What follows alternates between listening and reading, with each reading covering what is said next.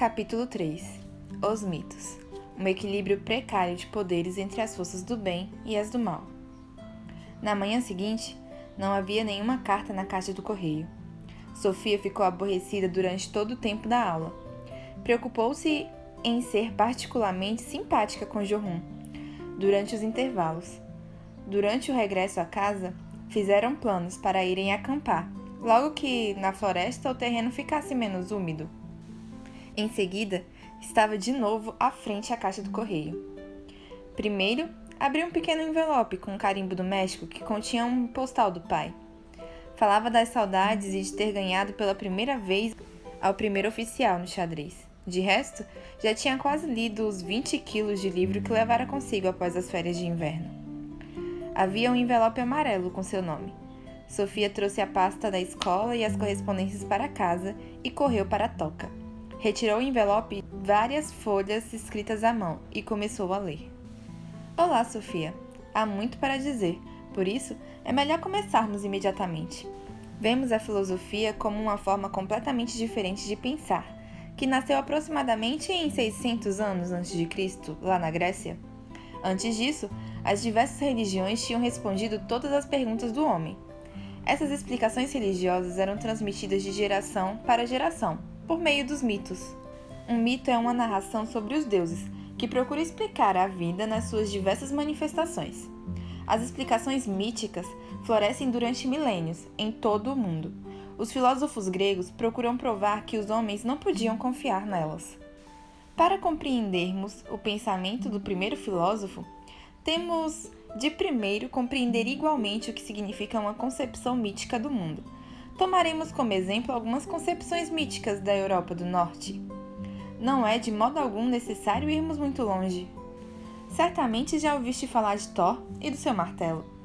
Antes de o cristianismo chegar à Noruega, os homens aqui no norte acreditavam que Thor viajava pelos céus num carro puxado por 2 bodes. Quando ele brandia o seu martelo, seguiam-se raios e trovões. A palavra trovão significa originalmente retumbar de Thor. Em sueco, trovão se diz aska, que significa a viagem dos deuses pelo céu. Quando troveja e relampeja, também chove, e isso pode ser indispensável à vida dos camponeses na época dos vikings. Por isso, Thor era venerado como deus da fertilidade. A resposta mítica à pergunta por que é que chove era: Thor brandia o seu martelo. E quando a chuva vinha, as sementes germinavam e cresciam nos campos. Era incompreensível para os camponeses que as plantas crescessem e produzissem frutos, mas em todo caso, os camponeses sabiam que isso estava de alguma forma relacionado com a chuva. Além disso, todos acreditavam que a chuva tinha algo a ver com Thor. Por isso, ele se tornou um dos deuses mais importantes na Europa do Norte. Thor era ainda mais importante por outro motivo, que estava relacionado com a ordem universal. Os vikings imaginavam o mundo habitado como uma ilha, que estava sempre ameaçado por perigos exteriores. Eles chamavam essa parte do mundo de Midgard, que significa Reino do Centro. Em Midgard também ficava Asgard, a residência dos deuses. Em frente a Midgard ficava Utgard, ou seja, o Reino do Exterior, também chamado de Juntém. Aqui moravam os perigosos gigantes, que procuravam sempre destruir o mundo por meio de truques maldosos. Também podemos definir esses monstros malignos como força do caos. Na religião nórdica e na maior parte das outras culturas, os homens tinham a sensação de que existia um equilíbrio precário de poderes entre as forças do bem e as forças do mal. Uma possibilidade que os gigantes tinham para destruir Midgard era raptando Freya, a deusa da fertilidade. Quando conseguiam, nada crescia nos campos e as mulheres não tinham filhos. Por isso era tão importante que os deuses bons dominassem os gigantes. Thor desempenhava também aí um papel importante. O seu martelo não produzia apenas chuva, mas constituía também uma arma na luta contra as perigosas forças do caos. O martelo conferia-lhe um poder quase ilimitado. Ele podia, por exemplo, lançá-lo contra os gigantes e matá-los. Também não tinha que ter medo algum de perder, porque o martelo era como um bumerangue e voltava sempre para ele. Essa era a explicação mítica para o funcionamento da natureza e para o fato de haver uma luta constante entre o bem e o mal. Os filósofos pretendiam refutar essas crenças. Mas não se tratava apenas de explicações. Os homens não podiam ficar de braços cruzados à espera de que os deuses intervissem quando certas catástrofes, como secas ou epidemias, os ameaçavam. Os homens tinham que participar na luta contra o mal. Faziam-no através de todo tipo de práticas religiosas ou ritos. A prática religiosa mais importante na antiguidade nórdica era o sacrifício. Fazer um sacrifício a um deus significa aumentar o seu poder. Os homens tinham, por exemplo, de oferecer vítimas aos deuses para que esses ficassem suficientemente fortes para vencerem as forças do mal. Nessa altura, sacrificava-se ao deus um animal. Pensa-se que para Thor ofereciam geralmente bodes. A Odin eram sacrificados também homens. Conhecemos o mito mais famoso na Noruega através do poema Trimskvida. Lemos nele que Thor estava a dormir e que, quando acordou, o seu martelo tinha desaparecido. Thor ficou tão furioso que suas mãos e suas barbas tremiam. Juntamente com seu companheiro, Loki foi ter com Freya e pediu-lhe emprestado suas asas, para que Loki pudesse voar até Jotunheim e descobrir se os gigantes tinham roubado o martelo de Thor. Aí, Loki encontra Thrym, o rei dos gigantes, que se gaba imediatamente de ter enterrado o martelo a 80 quilômetros abaixo do solo, e acrescenta que os deuses só poderiam recebê-lo de volta se Freya casasse com ele. Estás a seguir-me, Sofia? Os deuses bons são subitamente confrontados com um crime monstruoso. Os gigantes têm, então, em seu poder a arma mais importante de defesa dos deuses. Essa situação é absolutamente intolerável. Quando os gigantes tivessem um martelo, possuíam o poder sobre todo o mundo dos deuses e o mundo dos homens. Em troca do martelo, exigem Freya. Mas essa troca não é possível. Se os deuses entregassem a deusa da fertilidade, que protege todo tipo de vida, a relva murcha nos campos e os homens e os deuses têm de morrer. Não há uma solução para essa situação. Imagina um grupo de terroristas que ameaça explodir uma bomba atômica no centro de Londres ou de Paris se as suas exigências não forem atendidas. Percebe com certeza o que eu quero dizer? O mito narra ainda que Loki regressa a Asgard. Aí exorta Freya a vestir-se e a enfeitar-se como uma noiva, porque tem de se casar com um gigante. Infelizmente, Freya fica surpresa e chateada e afirma que as pessoas pensariam que ela estava louca por homens se casarem com um gigante. Então o deus Heimdall tem uma ideia brilhante. Propõe que Thor se disfarce de noiva. Podem prender-lhe o cabelo e colocar-lhe 2 pedras no peito para que ele lhe pareça uma mulher. Thor não fica muito entusiasmado com a ideia, mas admite, por fim, que só dessa forma os deuses têm a possibilidade de recuperar o martelo. Por fim, Thor é mascarado de noiva e Loki acompanha-o como dama de honra. Dessa forma, levamos 2 mulheres para os gigantes, afirma Loki. Se nos quisermos exprimir de uma forma mais moderna, podemos caracterizar Thor e Loki como uma brigada antiterrorista dos deuses. Disfarçados de mulheres, têm de entrar furtivamente no quartel-general dos gigantes e apoderar-se do martelo do Thor. Quando se encontraram em Jotunheim, os gigantes prepararam tudo para as bodas, mas durante a festa, a noiva, ou seja, Thor, come um boi inteiro e 8 salmões. Bebe também 3 barris de cerveja e Thrym fica atônito. Por pouco, o comando antiterrorista teria sido desmascarado, mas Loki conseguiu livrá-los desse perigo.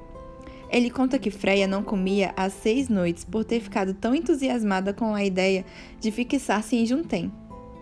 Nessa altura, Thrym levanta o véu da noiva para beijá-la, mas é recusado sobressalto ao enfrentar o olhar duro de Thor.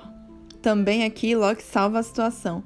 Ele conta que a noiva, devido à alegria do casamento, não pregara o olho durante 8 noites. Ordena então Thrym que, durante a cerimônia, vão buscar o martelo para colocar no regaço da noiva. Quando Thor se viu com o martelo no colo, soltou uma risada sonora. Primeiro matou Thrym com seu martelo, e em seguida o resto dos gigantes de Jotunheim. Dessa forma, o horrível drama teve um final feliz. Mais uma vez, Thor, uma espécie de Batman ou James Bond dos deuses, vencera as forças do mal. E isso é um mito, Sofia. Mas O que quer dizer exatamente? Não foi imaginado só por uma brincadeira. Ele pretende sim explicar algo. Esta é uma interpretação possível. Quando a seca atingia uma terra, os homens precisavam de uma explicação para o fato de não chover. Talvez os gigantes tivessem roubado o martelo de Thor. É também possível que esse mito procure compreender a mudança das estações do ano. No inverno, a natureza está morta porque o martelo de Thor está em Jotunheim, mas na primavera recupera-o, e assim os mitos procuram explicar aos homens algo incompreensível. Mas os homens não se deixavam ficar pelas explicações. Como vimos, procuravam igualmente intervir num acontecimento tão importante para eles através dos diversos ritos religiosos que estavam relacionados com os mitos. Podemos supor que os homens apresentam um drama sobre um conteúdo do mito, no caso de uma seca ou de uma má colheita. Talvez um homem da aldeia se disfarçasse de noiva com pedra nos seios para roubar de novo o martelo dos gigantes. Os homens podiam, assim, fazer alguma coisa para que a chuva viesse e as sementes germinassem nos campos. Temos muitos exemplos semelhantes provenientes de outros lugares do mundo. Os homens ensinavam o mito das estações para acelerar os processos da natureza. Passamos o olhar sobre a mitologia nórdica. Havia inumeráveis outros mitos sobre Thor e Odin, e Freya, e Hoder e Balder, e sobre muitas outras divindades. Havia representações míticas como essas em todo o mundo, antes de os filósofos começarem a criticá-las. Também os gregos tinham uma concepção mítica do mundo quando surgiram os primeiros filósofos. Durante os séculos, uma geração transmitia à seguinte as histórias dos deuses. Na Grécia, as divindades chamavam-se Zeus e Apolo, e Hera e Dionísio, e Atena e Asclépio, e Hércules e Efésios, só para citar alguns. Por volta de 700 anos antes de Cristo, Homero e Hesíodo escreveram grande parte dos mitos gregos. Esse fato criou uma situação completamente nova. Uma vez que os mitos estavam escritos, era possível falar acerca deles. Os primeiros filósofos gregos criticaram a mitologia homérica porque, para eles, os deuses eram demasiado semelhantes aos homens. Na verdade, eram tão egoístas e de tão pouca confiança como nós. Pela primeira vez na história da humanidade, se afirmou que o mito era apenas um fruto da imaginação do homem.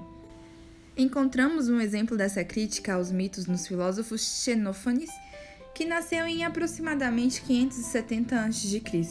Segundo ele, os homens tinham criado seus deuses à sua própria imagem. Mas os mortais julgam que os deuses nasceram e têm aspectos exterior, voz e figura igual à sua. Os etíopes imaginam seus deuses negros com nariz chato.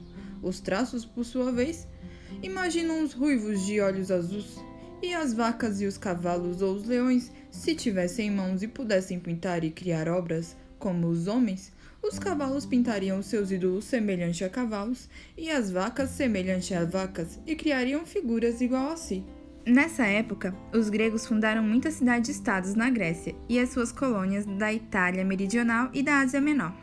Aí, os escravos executavam todo o trabalho físico e os cidadãos livres podiam dedicar-se à política e à cultura. Com essas condições de vida, a maneira de pensar dos homens mudou. Cada indivíduo podia colocar a questão de como a sociedade deveria ser organizada. Do mesmo modo, podia também colocar perguntas filosóficas sem ter de recorrer aos mitos tradicionais. Dizemos que se deu um desenvolvimento de um modo de pensar mítico para os gêneros de reflexão baseada na experiência e na razão. Os objetivos dos primeiros filósofos gregos eram encontrar explicações naturais para os fenômenos da natureza. Sofia passeava pelo grande jardim. Procurava esquecer tudo o que aprendera na escola. O mais importante era esquecer o que tinha lido nos livros de ciências da natureza. Se tivesse crescido naquele jardim, sem saber de mais nada sobre a natureza, como é que ela viria a primavera? Imaginaria uma explicação para o fato de, num certo dia, começar a chover? Inventaria uma explicação para compreender o fato de que a neve desaparecera e o sol desapontara no céu? Sim, ela tinha certeza disso. E começou a imaginar. O inverno envolvera a terra com um palmo de gelo, porque o malvado Muriate mantinha presa num cárcere frio a bela princesa Siquita. Mas certa manhã, chegou o valente príncipe Bravato e libertou-a. Siquita ficou tão contente que começou a dançar nos prados, enquanto cantava uma canção que inventara no cárcere frio. Nessa altura, a terra e as árvores ficaram tão comovidas que toda a neve se transformou em lágrimas. O sol surgiu no céu e secou todas as lágrimas. As aves imitaram a canção de Siquita, que, à medida que a princesa foi desprendendo os cabelos dourados, alguns caracóis caíam pelo solo, transformando-se em lírios do campo. Sophie achou que tinha inventado uma bela história. Se não tivesse uma outra explicação para a alternância das estações do ano, teria com certeza acreditado na sua história. Percebeu que os homens tinham tido sempre a necessidade de encontrar explicações para fenômenos naturais. Talvez os homens não pudessem viver sem essas explicações, por isso tinham imaginado os mitos, quando ainda não havia ciência. Oi, aqui é a Bel. Se você gostou da nossa narração, deixe seu gostei no joinha aqui embaixo, compartilhe com seus amigos, deixe sua opinião e sugestões de livros para os próximos vídeos no comentário, inscreva-se no nosso canal, não se esqueça de ativar o sininho para novas notificações e obrigada!